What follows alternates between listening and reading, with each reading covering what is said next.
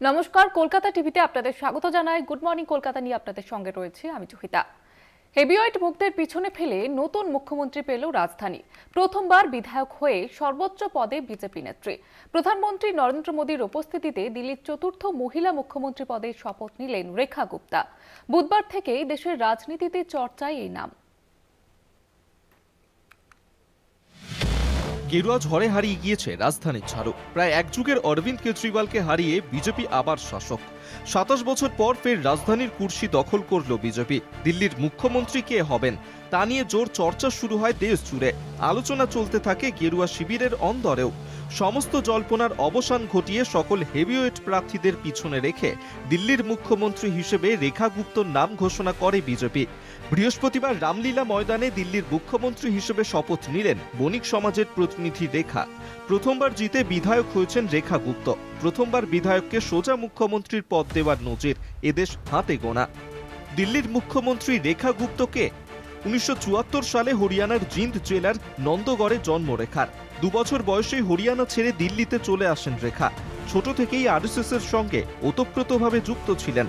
দিল্লি বিশ্ববিদ্যালয়ের ছাত্র নির্বাচনের মাধ্যমে এবিভিপির হাত ধরে রাজনীতিতে তাঁর উত্থান। ১৯৯৪ সালে দৌলত রাম কলেজের ছাত্র সংসদের সম্পাদক নির্বাচিত হন রেখা। ১৯৯৬ সালে দিল্লি বিশ্ববিদ্যালয়ের ছাত্র সংগঠনের সভাপতি পদের নির্বাচনেও জিতেছিলেন তিনি। রেখা গুপ্ত দক্ষিণ দিল্লি পুর নিগমের ৩ বারের কাউন্সিলর ও প্রাক্তন মেয়র।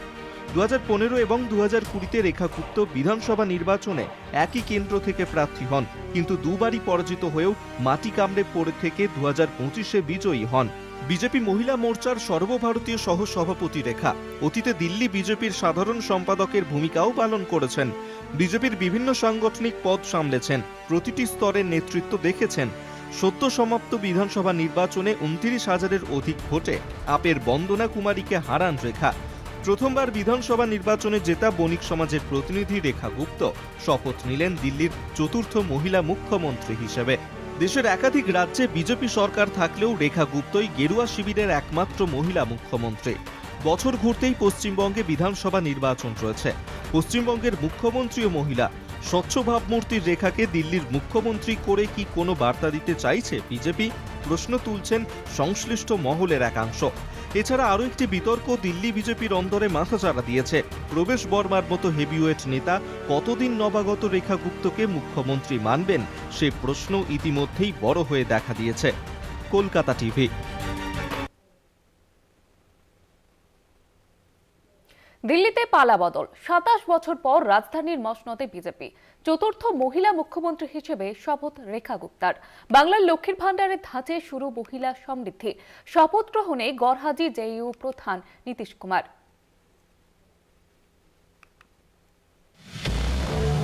দিল্লির রাজনীতিতে পালাবদল, রাজধানীর মসনদে বিজেপি।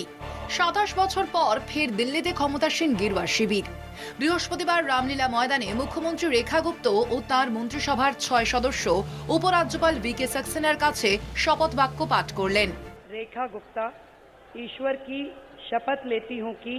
নতুন মন্ত্রীদের মধ্যে শপথ নিলেন নয়াদিল্লি আসনে আপ সুপ্রিমো অরবিন্দ কেজরিওয়ালকে হারানো পারভেশ সাহিব সিং বর্মা। প্রধানমন্ত্রী নরেন্দ্র মোদী ও কেন্দ্রীয় মন্ত্রীদের পাশাপাশি বিজেপি শাসিত রাজ্যের মুখ্যমন্ত্রীরাও ছিলেন মন্ত্রিসভার শপথে। ছিলেন সহযোগী টিডিপির চন্দ্রবাবু নাইডু। কিন্তু উল্লেখযোগ্যভাবে অনুপস্থিত বিহারের মুখ্যমন্ত্রী তথা জেডিইউ প্রধান নীতিশ কুমার। কর্মসূচির অজুহাতে গড়হাজির নীতিশ। তবে কি এবার চির ধরতে শুরু করলো এনডিএর ঐক্যে? দিল্লিতে উৎসবের মাঝেও চিন্তায় বিজেপি। मैं समझता हूं कि दिल्ली के प्रति हमारी बहुत बड़ी जिम्मेदारी है। हमको विश्वास है कि नरेंद्र मोदी जी के नेतृत्व में हम दिल्ली को दुनिया की सबसे सुंदर राजधानी बनाने में सफल होंगे। দিল্লির ৭০ বিধানসভা আসনে বিজেপি জয় পায় ৪৮টিতে। মুখ্যমন্ত্রী আতিশি মার্লেনা নিজে জিতলেও টানা ১০ বছর ক্ষমতায় থাকার পর রাজধানীর ক্ষমতা হাতছাড়া হয় আম আদমির। কেজরির দলের দখলে মাত্র ২২টি আসন। সুষমা স্বরাজ, শীলা দীক্ষিত, আতিশি মার্লেনার পর দিল্লির চতুর্থ মহিলা মুখ্যমন্ত্রী হিসেবে বুধবার সন্ধ্যায় রেখার নাম ঘোষণা করে বিজেপি। বৃহস্পতিবার মুখ্যমন্ত্রী হিসেবে শপথ নিলেন বিজেপি নেত্রী। जो कमिटमेंट्स हमने दिल्ली के लिए किए हैं उन्हें पूरा करना, सुरक्षा से लेके एम्पावरमेंट तक, आर्थिक एम्पावरमेंट, ये सारे एक एक बिंदु पे काम किया जाएगा। इसका पूरा लेआउट प्लान बनेगा, पूरी टीम इसके लिए काम करेगी। মুখ্যমন্ত্রী হিসেবে দায়িত্ব গ্রহণের দিনই বড় ঘোষণা রেখা গুপ্তর। বাংলার লক্ষ্মীর ভান্ডারের ধাঁচে দিল্লিতে চালু মহিলা সমৃদ্ধি যোজনা। 15 দিনের মধ্যে দিল্লির মহিলাদের অ্যাকাউন্টে ঢুকবে 2,500 টাকা। ভোটের আগে আম আদমি পার্টি দাবি করেছিল আপ ক্ষমতায় এলে মহিলারা 2100 টাকা পাবেন প্রতি মাসে। বিজেপি প্রতিশ্রুতি দিয়েছিল 2,500 টাকার। উল্লেখ্য, বাংলায় মুখ্যমন্ত্রী মমতা বন্দ্যোপাধ্যায়ের চালু করা লক্ষ্মীর ভান্ডারের ফর্মুলাতেই একাধিক রাজ্যে নিজেদের ক্ষমতা ধরে রাখতে সক্ষম হচ্ছে শাসকরা। এর আগে মহারাষ্ট্র ও ঝাড়খণ্ডের ফল প্রকাশের পর দুই পক্ষই কার্যত মেনে নিয়েছে ভোট বাক্সে খেলা ঘুরিয়েছেন মহিলারা, এবং সেটা সম্ভব হয়েছে মহিলাদের অ্যাকাউন্টে টাকা পাঠানোর সরকারি প্রকল্পেই। দিল্লিতেও সেই দর কষাকষি বিজেপিকে কিছুটা এগিয়ে রেখেছিল বলেই মনে করা হচ্ছে। কলকাতা টিভি। আমন্ত্রিত হয়েও দিল্লির রামলীলা ময়দানে নতুন রাজ্য মন্ত্রিসভার শপথে যোগ দিলেন না বিহারের মুখ্যমন্ত্রী তথা এনডিএ শরিক জেডিইউ সুপ্রিমো নীতিশ কুমার। শপথে আরেক শরিক অন্ধ্রপ্রদেশের মুখ্যমন্ত্রী তেলুগু দেশম পার্টির নেতা চন্দ্রবাবু নাইডু হাজির থাকলেও নীতিশের গড়হাজিরায় তার সঙ্গে বিজেপি নেতৃত্বে ঠান্ডা লড়াইয়ের আভাস রয়েছে বলে মনে করা হচ্ছে।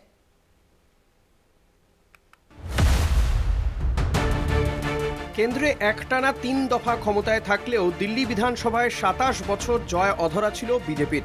স্বভাবতই লোকসভা ভোটের পর রাজধানীর বিজয় কেন্দ্রের শাসক দলের কাছে বিশেষ গুরুত্ব পেয়েছিল। তাই বৃহস্পতিবার রামলীলা ময়দানে নতুন সরকারের শপথ অনুষ্ঠানে হাজির ছিলেন প্রধানমন্ত্রী নরেন্দ্র মোদী সহ বিজেপির তাবড় নেতৃত্ব।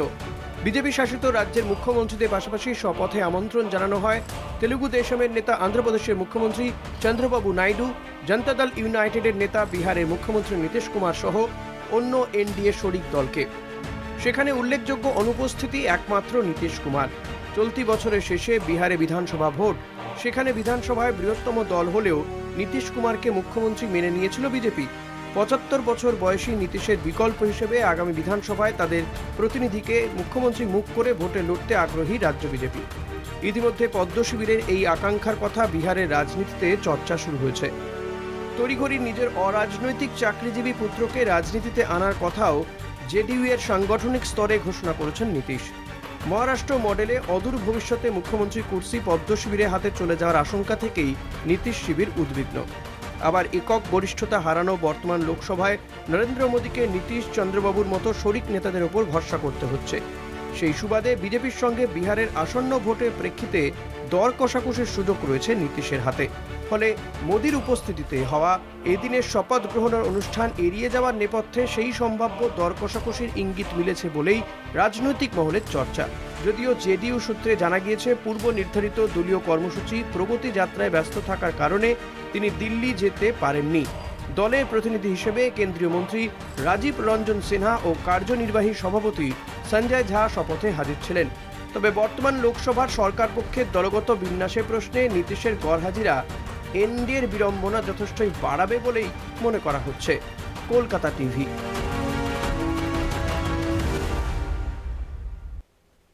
দেশের সবথেকে বড় হাসপাতালের শিলান্যাস হলো। বিশ্ববঙ্গ বাণিজ্য সম্মেলনের 2 সপ্তাহের মধ্যে 1,500 কোটি টাকা বিনিয়োগ। হিডকো জমি দিয়েছে। 2 দফায় 1100 বেড হবে। প্রত্যক্ষ এবং পরোক্ষভাবে প্রায় 10,000 কর্মসংস্থান হবে। নিউটাউনে বেসরকারি হাসপাতালের শিলান্যাস করে বড় ঘোষণা করলেন মুখ্যমন্ত্রী মমতা বন্দ্যোপাধ্যায়। বিশ্ববঙ্গ বাণিজ্য সম্মেলনের সময় নারায়ণা গ্রুপ জানিয়েছিল রাজ্যে 1100 শয্যার হাসপাতাল তৈরি হবে। সেই মঞ্চে মুখ্যমন্ত্রী কথা দিয়েছিলেন ভিত্তি স্থাপন অনুষ্ঠানে তিনি নিজে উপস্থিত থাকবেন। সম্মেলনের মাত্র 14 দিনের মাথায় বিশ্ব বাংলা কনভেনশন সেন্টারের বিপরীতে শিলান্যাস হলো সুপার স্পেশালিটি হাসপাতালের। Dr. Sethi visited our business conclave. At that time, because of our appeal and his intention, he was very much willing to set up a big hospital in Bengal. হাসপাতালে মোট বিনিয়োগ হয়েছে 1,500 কোটি টাকা। 2 দফায় হবে হাসপাতালের শিলান্যাস। প্রথম দফায় 500, দ্বিতীয় দফায় 600 শয্যা হবে। মুখ্যমন্ত্রী জানান ক্যান্সারের চিকিৎসা যেমন হবে তেমনই হাসপাতালে হার্ট অপারেশনের বন্দোবস্ত থাকবে। প্রত্যক্ষ ও পরোক্ষভাবে কমপক্ষে 10,000 কর্মসংস্থান হবে হাসপাতালে। Heart operation sector and other sector also. And it will be completed within 2 phases. First phase e onara korben 500 বেডের, তারপরের ফেজে 600 তার মানে হচ্ছে this hospital will be about 1100 beds, main sector and ancillary সব মিলিয়ে প্রায় 10,000 job will be created also. রাজ্যের স্বাস্থ্যক্ষেত্রে উন্নয়নের পরিসংখ্যান তুলে ধরেন মমতা। তিনি বলেন, গত 13 বছরে রাজ্যে 14টি নতুন মেডিকেল কলেজ হয়েছে, 42টি সুপার স্পেশালিটি হাসপাতাল রয়েছে, 117টি ন্যায্য মূল্যের ওষুধের দোকান খোলা হয়েছে। It will be one of the biggest hospital in the country and multi-super hospital. There will be a cancer treatment, cancer sector, critical care unit. রাজ্যের স্বাস্থ্যক্ষেত্রে আবারও নতুন পালক, রাজ্যবাসীর কাজে খুশির খবর। মুখ্যমন্ত্রী বৃহস্পতিবার মঞ্চে দাঁড়িয়ে বলেন, স্বাস্থ্যক্ষেত্রে আমরা বিপ্লব এনেছি। নতুন এই হাসপাতাল যেমন অত্যাধুনিক চিকিৎসা ব্যবস্থা থাকবে, তেমনি প্রচুর কর্মসংস্থানের সুযোগও হবে। কলকাতা টিভি। কলকাতা পৌরসভা 2025-26 অর্থবর্ষের বাজেট পেশ করলেন মেয়র ফিরহাদ হাকিম। কাউন্সিলর ফান্ডে আর্থিক বরাদ্দ বৃদ্ধি করল কেএমসি। গতবারের তুলনায় বাজেটে ঘাটতি বেড়েছে বেশ কিছুটা। কলকাতা পুরসভায় পেশ হলো 2025-26 অর্থবর্ষের বাজেট। গত বছরের তুলনায় এবছর বাজেটে ঘাটতি বেড়েছে বেশ কিছুটা। 2024-25 অর্থবর্ষে বাজেটে ঘাটতির পরিমাণ ছিল 112 কোটি টাকা। চলতি অর্থবর্ষে তা বেড়ে হয়েছে 114 কোটি 72 লক্ষ। বাজেট পেশ করতে গিয়ে মেয়র ফিরহাদ হাকিম দাবি করেছেন, কলকাতা পুরসভার আর্থিক স্বাস্থ্য ফিরছে।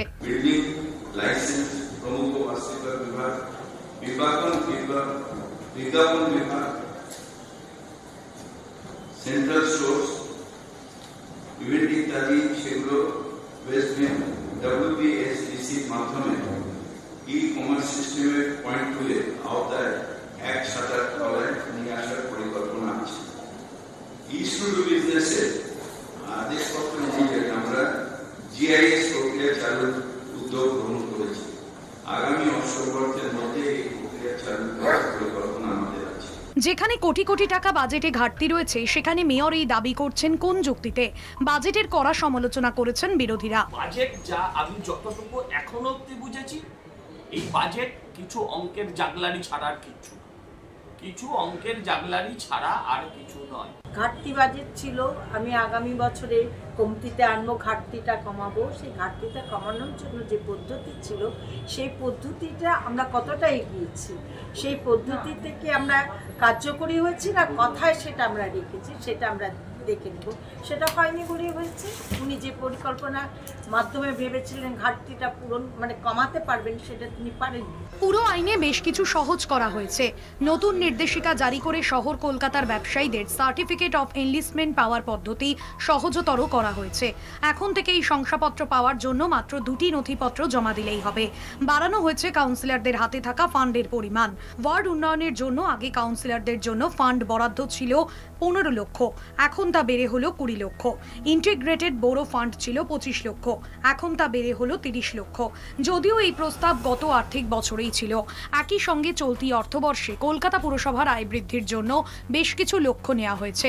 শহর কলকাতার 2 থেকে 3 কাঠা জমিতে বাড়ি তৈরির প্ল্যান অনুমোদন করতে 50% ফি কমানোর সিদ্ধান্ত। চলতি অর্থবর্ষে টার্গেট সার্টিফিকেট অফ ইনভেস্টমেন্ট আয় 62 কোটি, লাইসেন্স ফি বাবদ আয় 80 কোটি, পার্কিং ফি বাবদ আয় 30 কোটি, সম্পত্তি কর বাবদ আয় 1581.33 কোটি। শহর কলকাতায় জল সরবরাহ বৃদ্ধির জন্য একাধিক উদ্যোগ নেওয়া হয়েছে। যদিও বিরোধীদের দাবি এই বাজেট দিশাহীন, পুরোটাই মানুষকে বিভ্রান্ত করার চেষ্টা। বাজেটে ঘাটতি থাকা সত্ত্বেও স্থানীয় সরকারের উন্নয়নমূলক উদ্যোগ চলতি অর্থবর্ষের আয় ব্যয়ের খাতে স্পষ্ট। দুর্গাদাস বন্দ্যোপাধ্যায়ের রিপোর্ট, কলকাতা টিভি।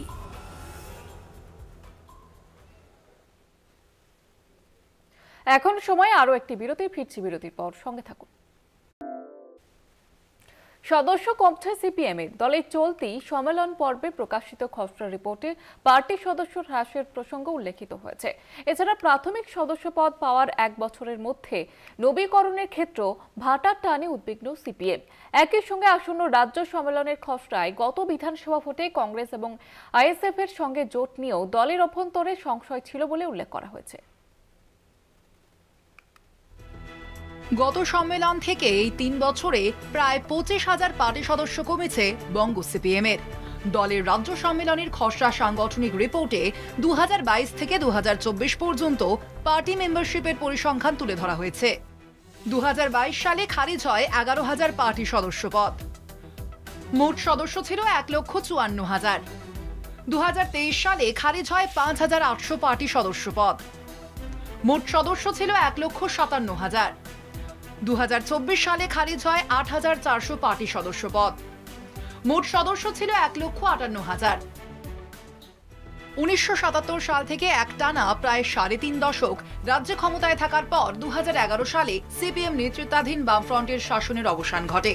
কিন্তু তারপর থেকেই বামেদের রাজনৈতিক ও সাংগঠনিক অবক্ষয়ের শুরু। গত ২০২১ সালে সিপিএম শূন্য হয়ে যায় রাজ্য বিধানসভায়। এই নির্বাচনী বিপর্যয়ের সঙ্গে সঙ্গে দলীয় সদস্যপদ গ্রহণের আগ্রহ যে কমতে থাকে, সেই প্রবণতাই ধরা পড়েছে রাজ্য সম্মেলনের সাংগঠনিক রিপোর্টে। যদিও আলিমুদ্দিন স্ট্রিটের কর্তাদের ব্যাখ্যা, পার্টির দৈনন্দিন কর্মকাণ্ডে সক্রিয় অংশগ্রহণের পর্যালোচনার ভিত্তিতে যেমন সদস্যপদ খারিজ হয়, তেমনি অন্তর্ভুক্তির সংখ্যাও এই সময়ে বৃদ্ধি পেয়েছে। এদিকে জেলা সম্মেলনগুলির আলোচনায় উঠে আসা রাজ্যের জোট রাজনীতির বিষয়ে পর্যালোচনা করা হয় দলীয় খসড়া প্রতিবেদনে। সেখানে বলা হয়, কংগ্রেস ও আইএসএফ এর সঙ্গে সারা বছর কোনো যৌথ আন্দোলনে না থেকে ভোটের সময় আসন সমঝোতা নিয়ে দলের কর্মীদের মধ্যে সংশয় প্রকট। তবে পার্টিতে তরুণ প্রজন্মের মধ্যে লড়াকু মানসিকতা রয়েছে বলে রিপোর্টে উল্লেখ করা হয়েছে। যদিও বুথ স্তরে দলীয় সদস্য ও সাধারণ কর্মীর এক বড় অংশের নিষ্ক্রিয়তার উদ্বেগ প্রকাশ করা হয়েছে খসড়া প্রতিবেদনে। কলকাতা টিভি।